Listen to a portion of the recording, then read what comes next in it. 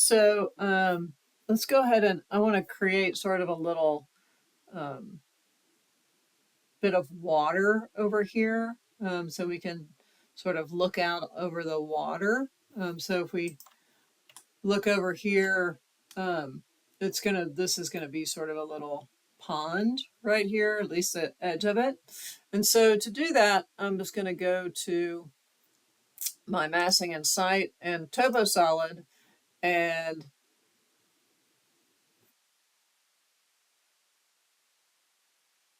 Toposolid and create from sketch, right? And I'll just go to rectangle and I'll pick this sort of corner,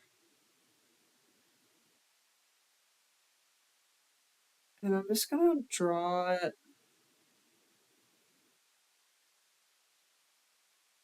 somewhere about right there and check, right? And so now I've got this guy sitting out here.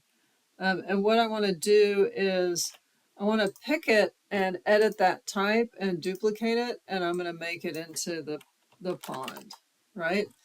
And then I'm going to edit that, and I'm going to change this to the material to water,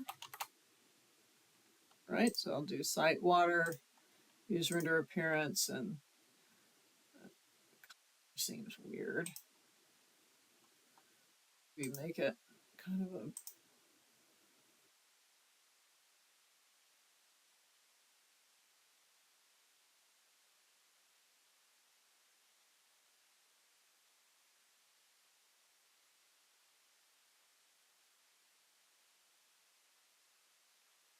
maybe not the ocean, maybe a pond, lake, right? And then okay,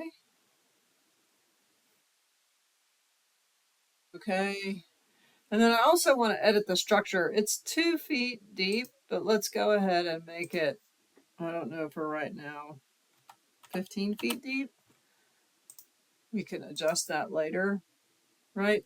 And then I don't necessarily want it this high. You can see, you know, here, it's way above, it's going to pour over there. So I'm going to go in and let's do a height offset of negative 14 feet, right? And that kind of pushes it down, to there. We can maybe raise that up so it doesn't like pour out of there. Needs to be a little deeper, maybe. We edit that type and let's take it to 20 feet. Right, so now it's kind of overlapping with that guy. And you have this kind of coincident two pieces.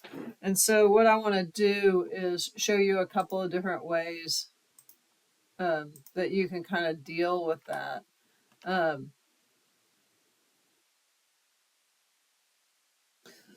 All right, so I'm going to go ahead and go to shaded here so you can kind of see the overlap. And what you want to do is you want to get rid of this, and so it just kind of, isn't overlapping. So what you can do is join them. So if I join this guy and that guy, right, it just sort of absorbs that one into the other one. So now you have kind of this little water thing that's happening there. And then what I want to do is come in and kind of raise this up right here so it's not going to pour out over here. So if I come into my site plan, basically the way these Toposolids work is if I pick the Toposolid and I modify the sub-elements, it shows me all the points. So if you see that point is at 1611, right? This is from plan A1, right? And so this one's at 18, 16. So, and that's at 16. What's that at? 14 and 10. Right, you can see these guys kind of.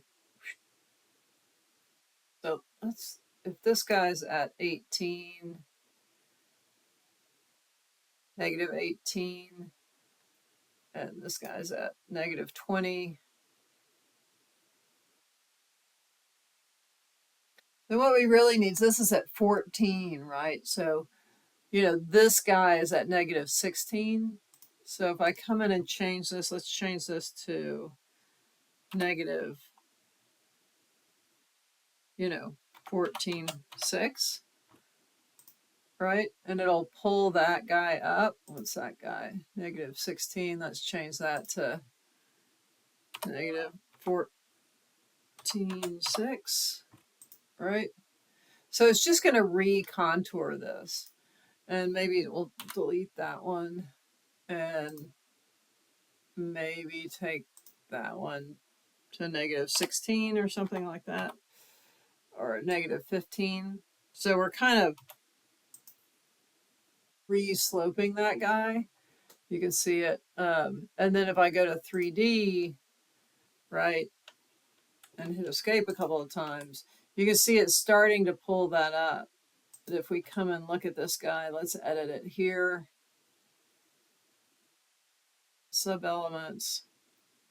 So this guy needs to come up, right? Or you could delete it. Let's see what happens if we delete it. It's getting better, right? This one would need to come maybe negative 13. What happens if I do that, right? And then this guy,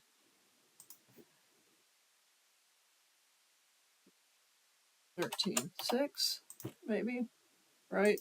And so now that guy is kind of closed off, so it's not going to leak through there. There's a little bit of weirdness there. It's kind of, yeah, like this guy. What if we just delete that one? Yeah, that's better. It's still, what if we delete that one? What happens to that? Nope, don't want to do that. Still a little bit of weirdness, you know, pulling from there to there. But we'll leave it at that for right now. Okay, so you can see, got that guy.